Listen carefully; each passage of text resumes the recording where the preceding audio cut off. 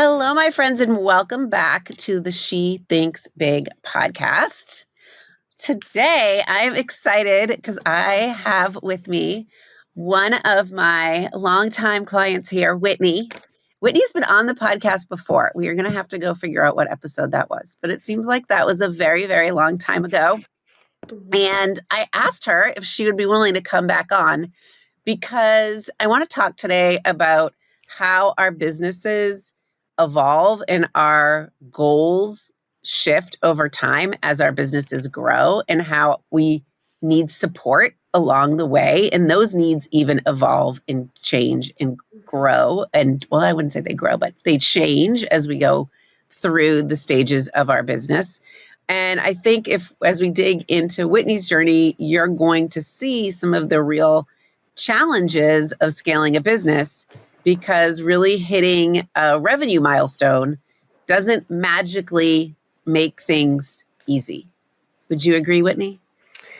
Yeah, I think we talk a lot about goals and getting to a certain point, and we have this idea that once we get to a goal, it's going to be like totally smooth sailing, clear skies, slight breeze. And that's just not the reality. And that's okay. And that's okay. And that's okay. All right. Before we go any further, I want you to introduce yourself to our listeners who might be driving to Target, dropping their kid off at school. I always like to think about where people are listening from. Yeah. I'm a big fan of Target Drive Up, actually. That's such a great invention. A game changer. It's a game changer, the Target Drive Up. It is. Hi, guys. I am Whitney Vredenburgh, and Andrea and I have been working together for a few years now. I own Nested Spaces. We are a home staging and design business based in Indianapolis, and we love all things home. And Whitney does a great job at both staging and design, which is, we can talk a little bit about that. But all right, also tell them what is happening. Who lives in your house? Because I think this is important. So we have a 1.5-year-old puppy, 2 cats, all my own doing, 4 kids. They're 12, 11, and then 7-year-old twins. And then I have a husband. So it's 6 humans. 6 humans, 3 non-humans, a sort of a nanny after school most days, right? Yep. An after school helper that helps with spelling tests, laundry, picking up, the dog. The dog's the easiest. I think she likes the dog the best. Yep. Yeah. Likes the dog the best. All right. So I want to start by highlighting or reading to you a little bit from this chapter 11 of She Thinks Big. Okay. Because this, I think, is kind of the crux or outlines a little bit helps us get a vision or a visual of what's happening. So there's even a graphic in chapter 11 that I call the expanding spiral of evolution. And I say in there, and I'm just going to read this. As we noted in chapter 9, our expectation of things are going to be better when leads to more stress. When X happens, everything will get better isn't a realistic expectation. And neither is X will never happen after I get to this. When you get to a certain point in your plan, everything is falling into place in one way, but it's only going to get challenging in another way because your brain will find a new challenge rooted in your present success. That is how your brain works. And it goes on to say, successful businesswomen realize they're never actually going to be finished. There's always another set of challenges that come from solving the ones they're working on now. And that's okay. Even if challenges don't arise in their current businesses, their next set of dreams and ambitions will create new ones. Okay. So if you haven't gotten your hands on a copy of the book, go read page 196, because that is where I pulled that from. And I think it's pretty accurate if we think about your business, Whitney. So I want to rewind to 2021, I think, when we first met each other. what was going on in your business when you first reached out to me? Well, we were on the tails of COVID, like Right. all the COVID stuff. The kids were either getting ready to go back to school or Yeah, some I think they hybrid were, version, maybe. yes. And my kids were 9, 8, and then my twins were 4 at the time. And I think when we met, my twins were in the same room. They're still in the same room. But at the time, we had a bedroom with 2 cribs in it, or 2 toddler beds, and they had learned how to escape from the crib and during nap time, and they would like escape together, and they pulled a dresser over. And I don't need anybody to tell me I'm a bad parent. I already have thoughts around all that. But the point is that it was chaotic time, and we were trying to come to grips with like post-COVID business and what that looked like, and then managing kids that were in and out of school. And my husband was not furloughed, but he's in the dental world. So during that time, he was not traveling as much, and things had changed for him as well. So it was a interesting time. Yes, it was an interesting time. And I think business at that time, the real estate business in Indy was deemed as a critical business. So I was working through COVID and into that next year as a critical business. And that was part of the growth of the business, is that we continued to stage homes during that time. So it was quite the interesting season. It was. And what do you think you were hoping coaching would help you with at that point? Because I'm trying to think back. Did you have any help at that point besides like a stager helper? We had a couple like lead and assistant stagers at the time that were working kind of ad hoc for us. And we were in our 3,600 square foot warehouse. We were settled in there, but it was definitely a different time. And I think I was trying to figure out, what does normal look like? How can things feel chaotic post-COVID, and even just with the ages of my kids? How can I find some, I guess, comfort, or where I don't feel so much like pressure? And the truth is, while that's good, like that you want like peace and ease, that's not necessarily how a business thrives or how your life thrives if you are constantly feeling at ease. It's good at times to feel a little pressure, because that's going to help you either act, make a decision and act on it. And that pressure is not going to keep you stuck doing what you're currently doing. Ooh, that's interesting. Okay. So the pressure does not, even though you want it to go away, it can be a good thing, because it forces you to probably make different decisions and to change or grow. Fair? A lot of times we feel discomfort, pressure, because it's our higher level thinking telling us, we need to do something different, or we need to take an action maybe where there's been an inaction. Yep. All right. So you mentioned to me before that you thought decisions would get easier once you hit a certain revenue, right? When did you realize that really wasn't exactly true? Oh, probably a few years ago.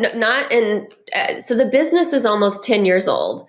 And there have been a lot of different iterations of the business, because I started the business before I had twins, not, obviously seeing the future.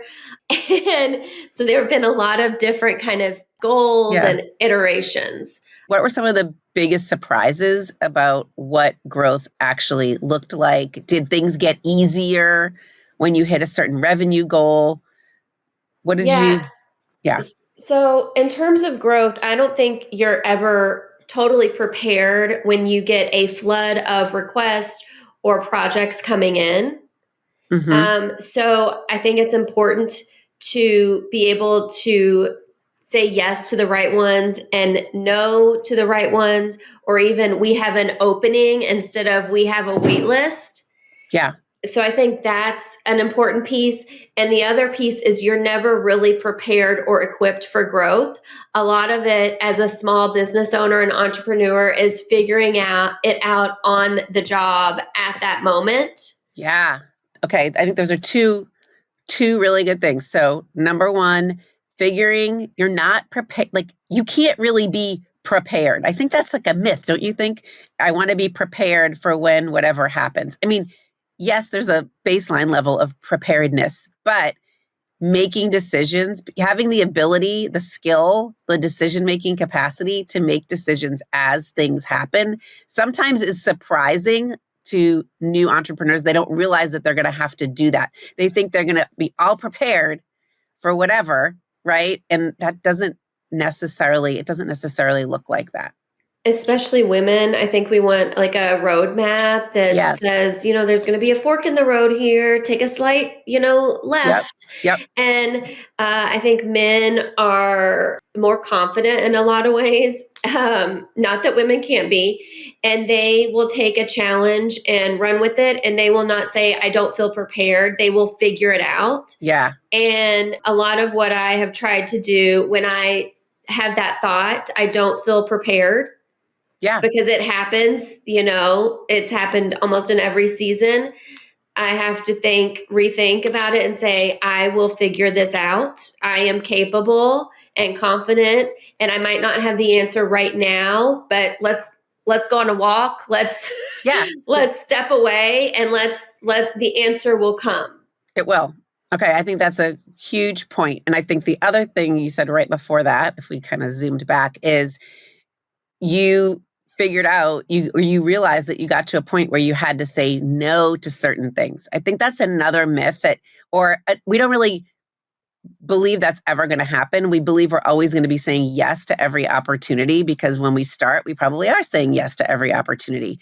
But you do get to this place where you have to be more discerning, right? And say no and be more. Our line of business is like we work in people's homes. So we're coming into somebody's personal space, and ultimately I don't want to compromise the aesthetic of the brand, the quality, the experience.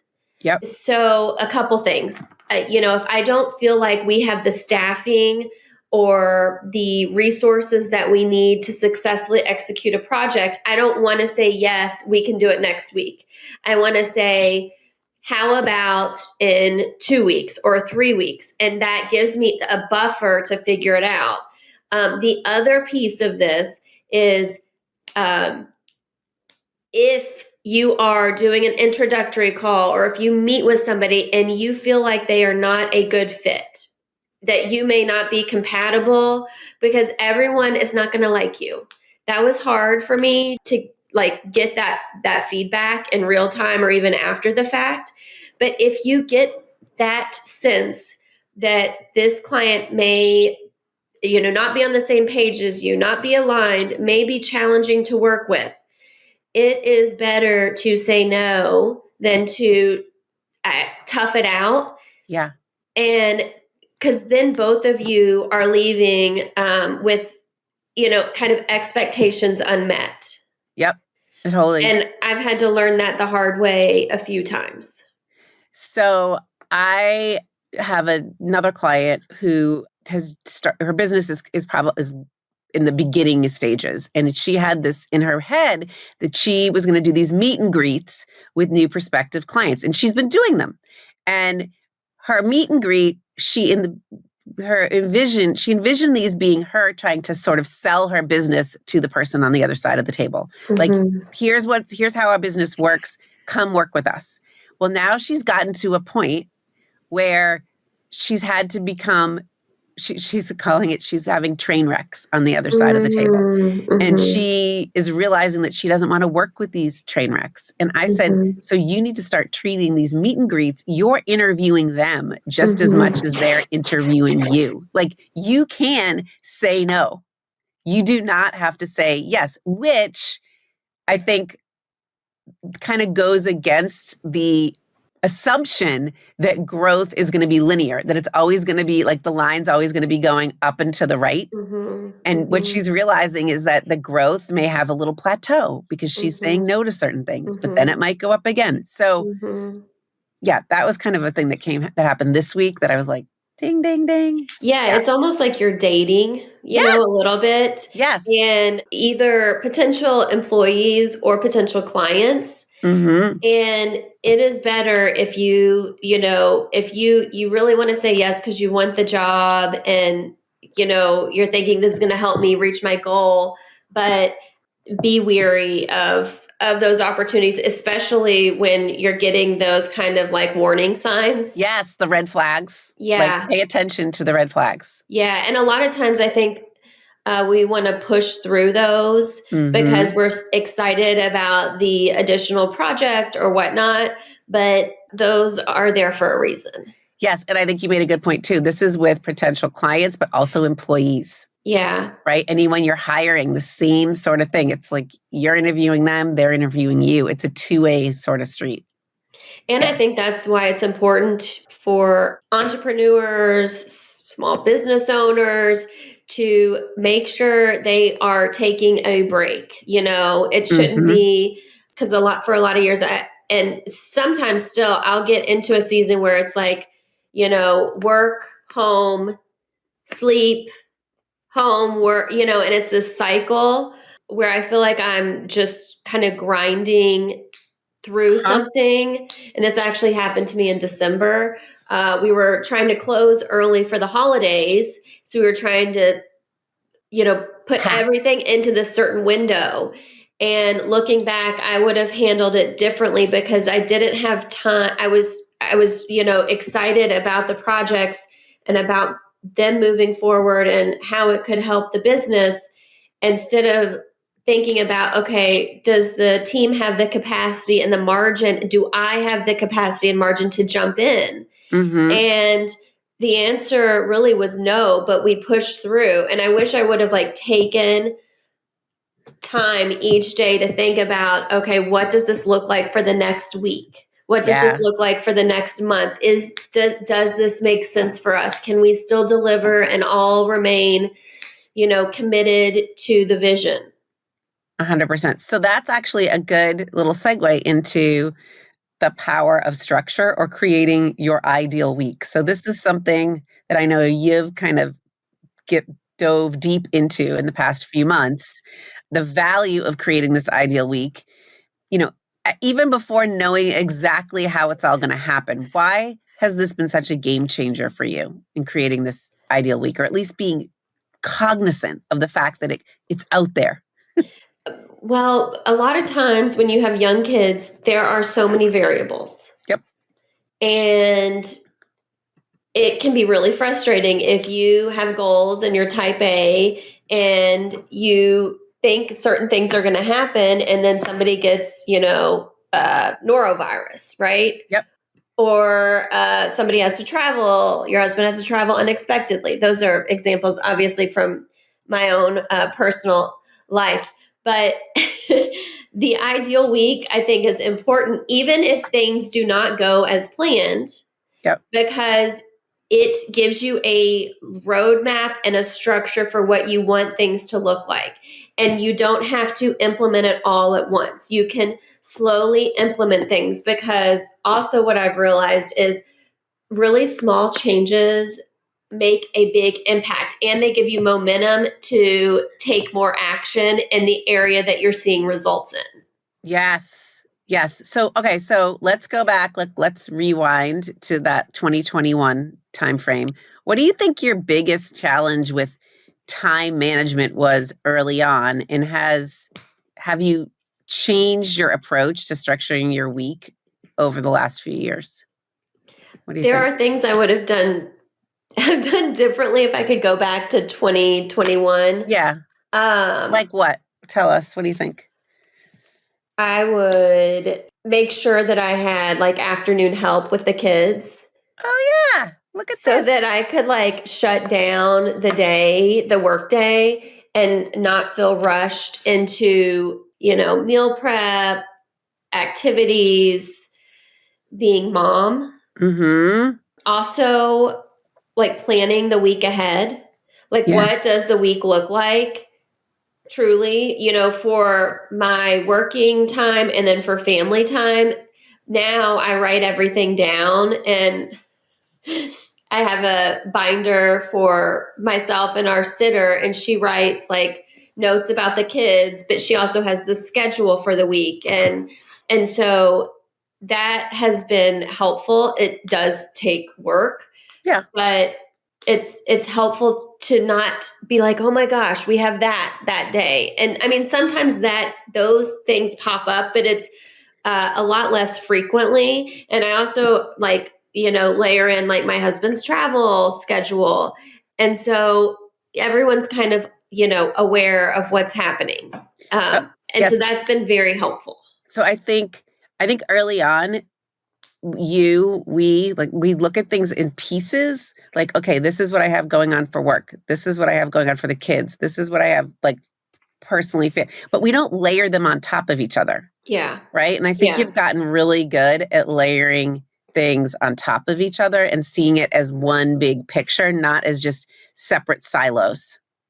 Yeah. And the truth is, once you layer it all on, you can ask yourself, do I really have time for X, Y, and Z? Does Yeah. this even make sense? Am I going to show up well to this, or am I going to show Yeah. up a little bit frazzled? And then at that point, you either, delegate whatever you're going to be at, if that's possible, or you ask for more help at home. And the other thing I think is, when you start implementing these things, you're not going to always get it right. I think a lot of times, if we put the effort in, we think it's going to be perfect. And that's just not realistic. No, I think we've done a lot of had just a lot of discussion on that, right? So, you kind of go down one path with support. Like, let's talk about hiring people in your business, right? And it feels like, okay, we're finally getting things together.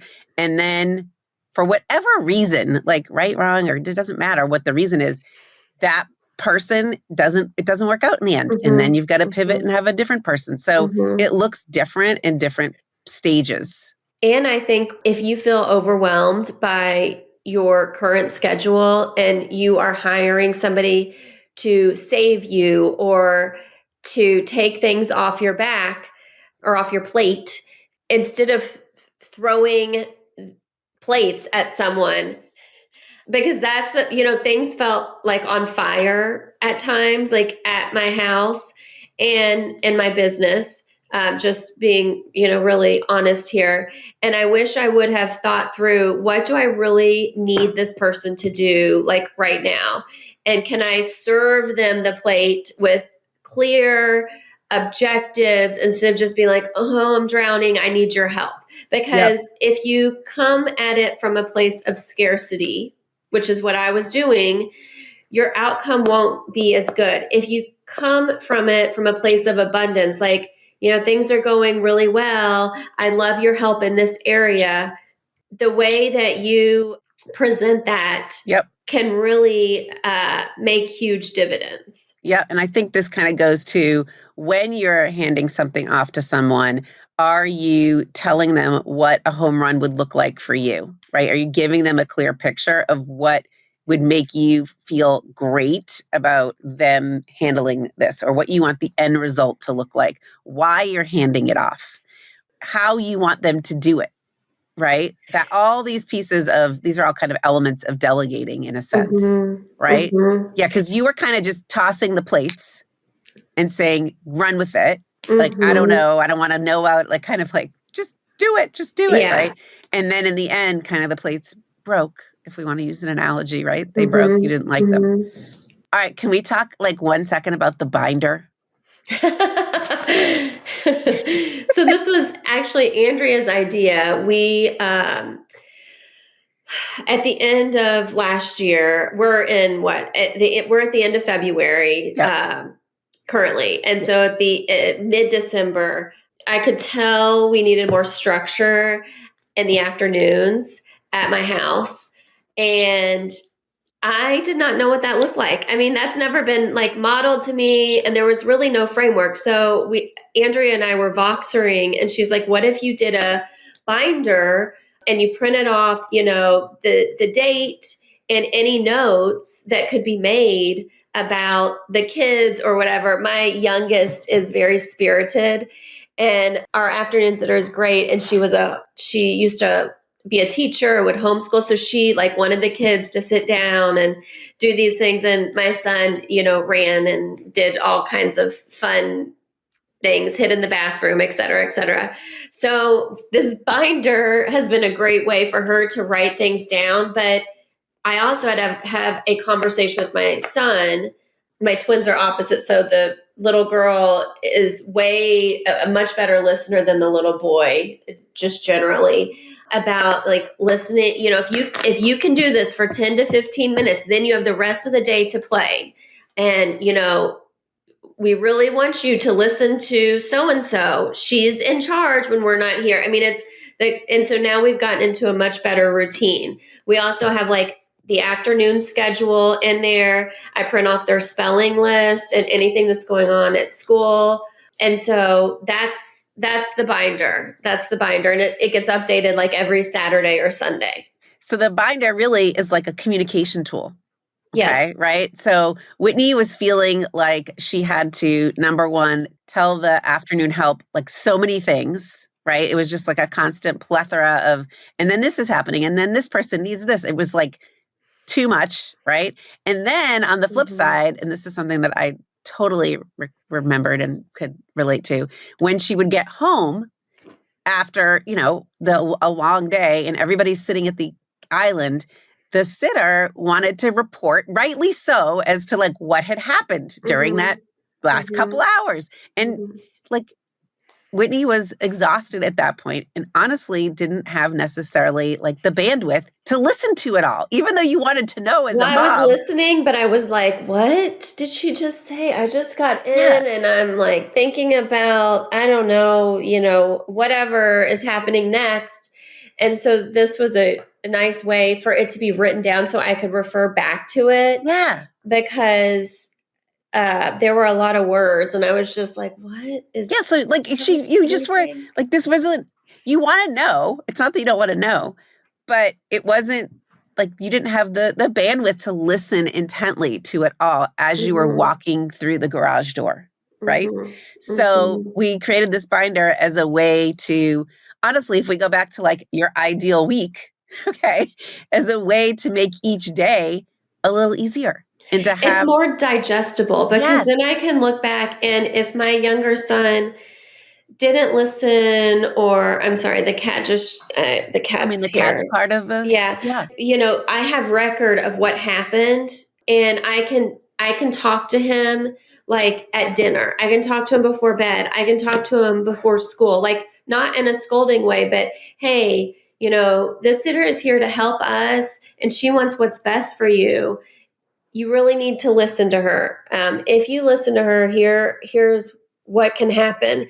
And so that was just a really big shift that I saw. Yeah, huge. So, and the sitter felt heard, before. Yeah, like the sitter liked it, right? Yeah.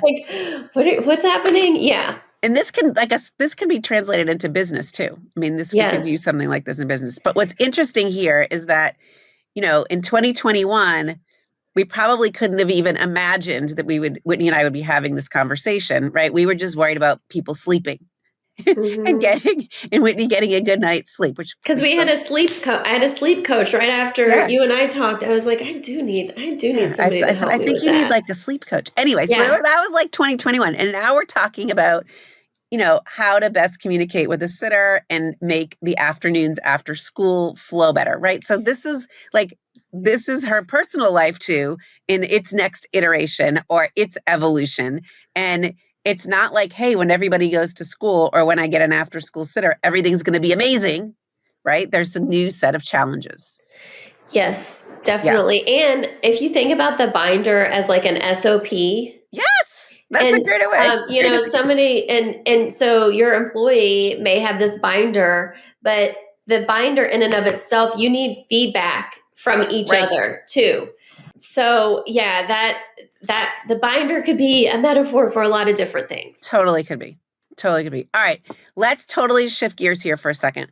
Let's talk about mastering business finances. Okay, this is like a totally different thing, but this has been a big thing for you too. And I can recall one of my original memories here of us working together was that you felt very, you had this desire to want to know your numbers, even though it felt scary. You had a desire to understand things in a different way with a business owner hat on, but you really didn't know where to start, and you had no support around it. And now we're in a totally different place where you're like, just have a totally different relationship with business finances. So you said to me that understanding business finances is the single most important thing that a business owner can do. Why do you think that's true? And it doesn't matter how much you're making. It does not. Matter the size of your business because it helps you knowing your numbers. Like if you pull a profit loss statement, knowing your numbers and where you're at month to month, year to year, quarter to quarter is so important because you can see what categories are bringing you the most revenue, what clients are bringing the most income. And so you can be more strategic about your marketing dollars or, where your team is spending their time, how your team is talking and relating to certain clients. And then everything kind of falls, it's a domino effect. So once you know those important pieces of information, then you can make other decisions that make sense. Like, for example, my lease, the 5-year lease is coming due at the end of December. And I am really looking at this year to see where we are at to figure out what I want to do for next year. And I have to make those decisions, in a few months to prepare. And so numbers are important. I think for creatives, it's numbers feel daunting. Prior to owning this business, I had a role in marketing and communications. I did sales as well. And I mean, numbers are important, but it's a different lens, right? When you are working in corporate America versus owning your own business. And even like digging into QuickBooks and reconciling that, I was like, what is that? What are we doing? And it almost felt to me like when you take a test and you're looking at your grades, but really numbers are neutral. Look at that nugget of information. They're not, they're not good or bad. They are neutral. It's what you do with that information that matters. Yep. So would you say that like way back in the day, you did feel like numbers had meaning, or they do have meaning, but that numbers are neutral thing? No, and still I have to remind myself of this all the time. Because I was surprised in January of this year by some numbers because I had data from December that actually didn't, in terms of projections, didn't match January. And so I also think that's why it's important to look at your numbers because things may change from month to month or quarter to quarter. Yes, 100%. So what kind of support have you put around understanding your numbers? Because when we first started working, there was like zero, I would say. Yeah, it was a lot of like looking at the checking account as a barometer, which I mean is important, but that's pretty basic. I have a new CPA, a new accountant, and we meet every month. And then as part of coaching, we do YNAB. Yep. And both of those things take time to implement. They don't happen overnight, but those are really important things, I would say, for, any small business owner. Yep. So even that, like what that looked like support-wise has evolved, right, over time. Yes. And Whitney's she's gotten great at understanding these numbers. Like, however, you still have to interpret them given the current climate of your business, given where you want to go, right? The numbers are neutral. So the 100, if that was on the piece of paper, meant something different a year ago than it does now. And you have to kind of look at it as a big whole. And I think I attached a lot of meaning to certain numbers. Mm-hmm. Instead of taking them at face value and then making a decision based on those numbers. So I had a lot of ego involved. And I mean, I still catch myself doing this, but we realized, just an example, even if we are doing 10 stages or 10 design projects, they need to have a certain amount of profitability for it to even make sense for us to do those.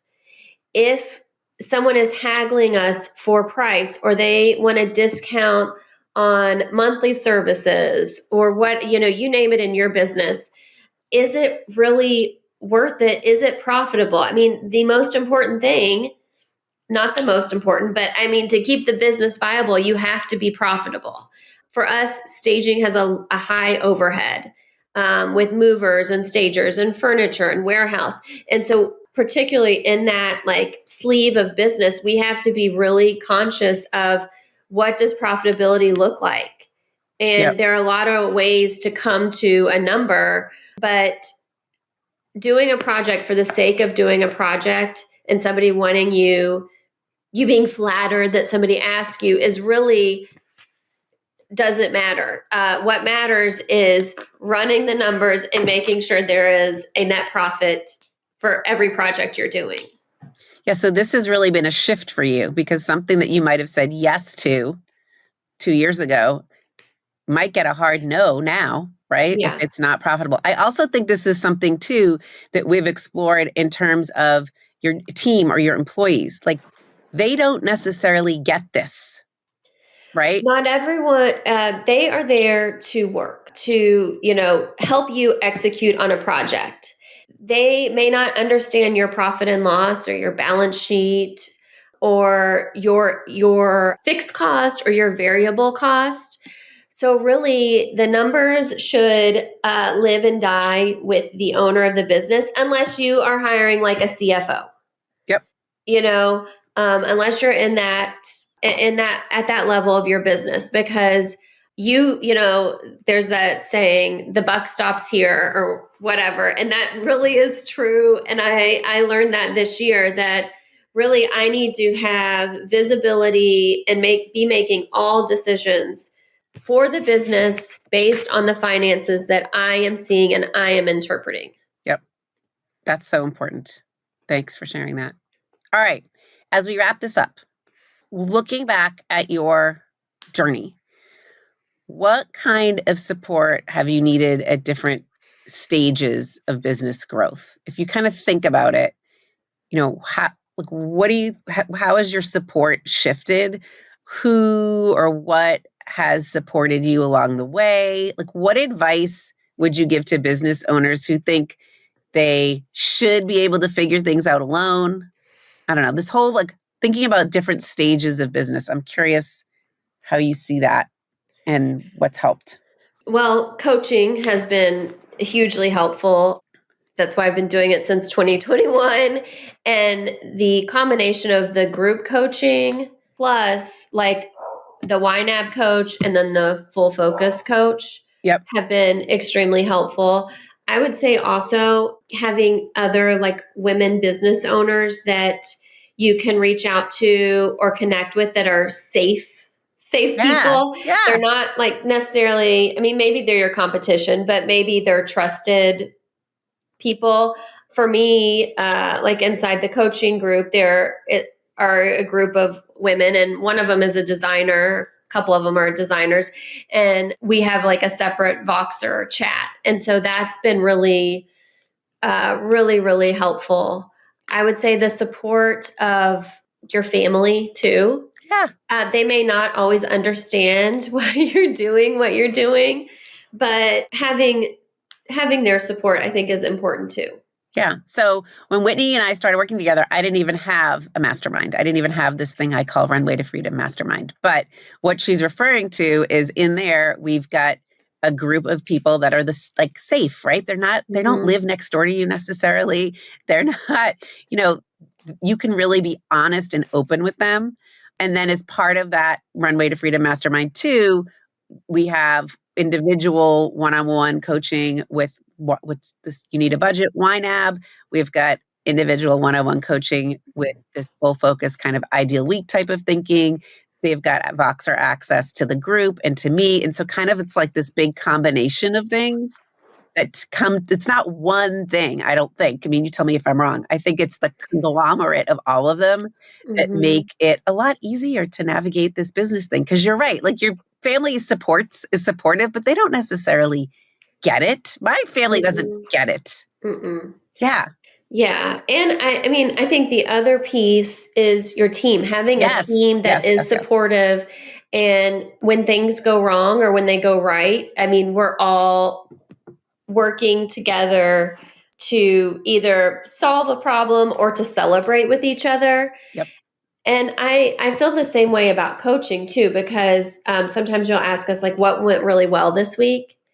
And it's a nice reminder that there are like some really bright spots. And we gotta remember those. Yeah. I sometimes ask at the beginning of a call, what can we celebrate? What went well? What was a win?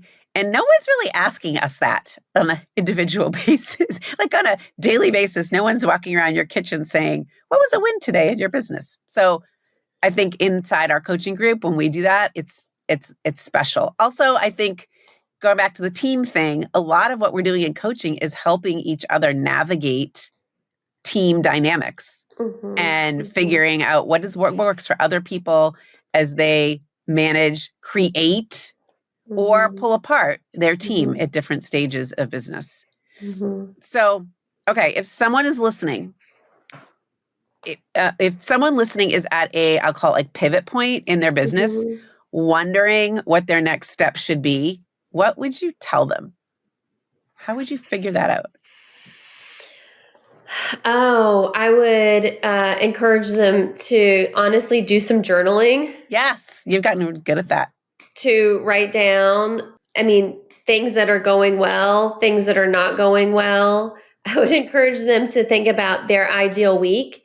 And if they're at a pivot point, I mean, it's scary because it's unknown, but it's a great time to reevaluate where you're at and then make decisions based on what you're feeling is right. And we don't always, we shouldn't always make decisions based on how we're feeling, but I think it's a combination of looking at numbers, looking at, our vision to action organizer, and then what do I want things to look like? Like truly what makes sense for me in this season? Because I also think as women, we can feel like the newborn stage goes on forever, and it does not in your business or in your family.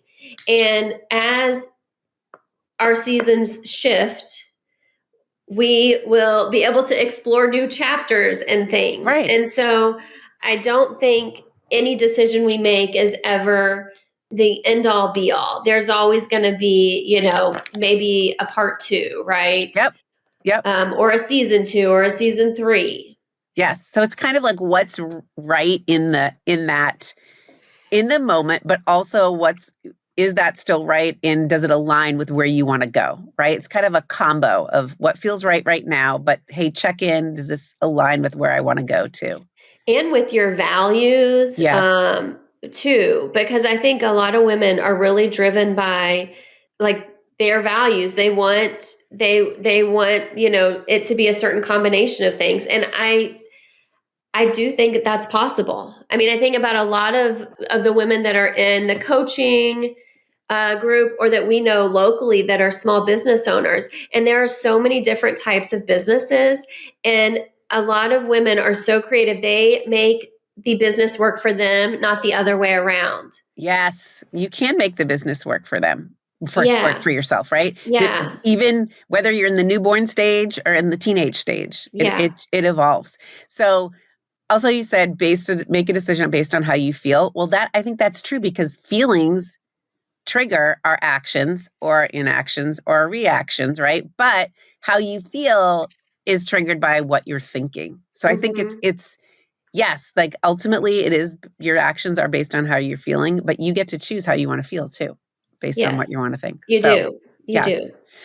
All right. Anything else that you want to share that you think we need to know? This has been such a good discussion. I think this was great. Thank you for being honest and open.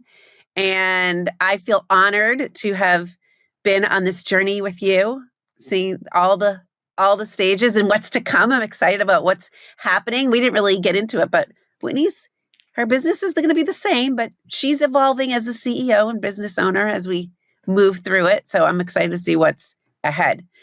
Okay, listeners, I hope you have gotten through the Target drive up pickup line and you've gotten out of your parking spot and they have come along and scanned your phone to make sure that you've picked up the right item and now you're heading home.